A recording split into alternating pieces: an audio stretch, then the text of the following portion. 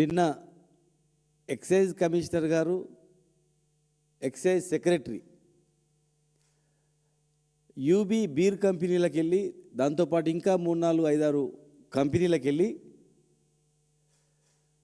Beer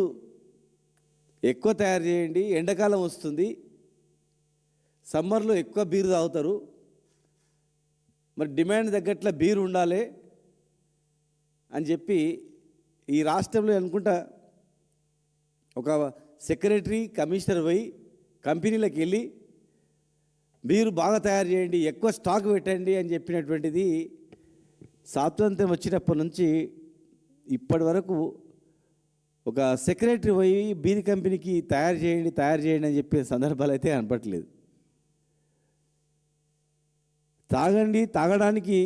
beer తాగడానికి, whisky తాగడానికి stock full తయారు చేయండి అని చెప్తున్నారు. కానీ వర్షాలు పడుతున్నాయి, నాటేసేది ఉంది, మరి పిండి సంచులు కూడా ఉన్నాయా లేదా అని చెప్పి అగ్రికల్చర్ డిపార్ట్మెంట్ వాళ్ళు కూడా పోయి గోడౌన్లలో పోయి చెక్ చేసి ఎన్ని ఎకరాలు నాటేస్తున్నారు, ఎంత సరిపోతుంది యూరియా అని కూడా దాని మీద కూడా దృష్టి ఉంటే బాగుండేది. సేను కోతకు వచ్చింది, మరి ఇన్ని వేల లక్షల ఎకరాలు వరి వేసినారు, ఇంత ధాన్యం వస్తుంది, ఇన్ని క్వింటాల ధాన్యం వస్తుంది, దానికి సరిపోయేటువంటి బస్తాలు ఉన్నాయా లేదా అని కూడా చెక్ చేసి ఉంటే బాగుండే.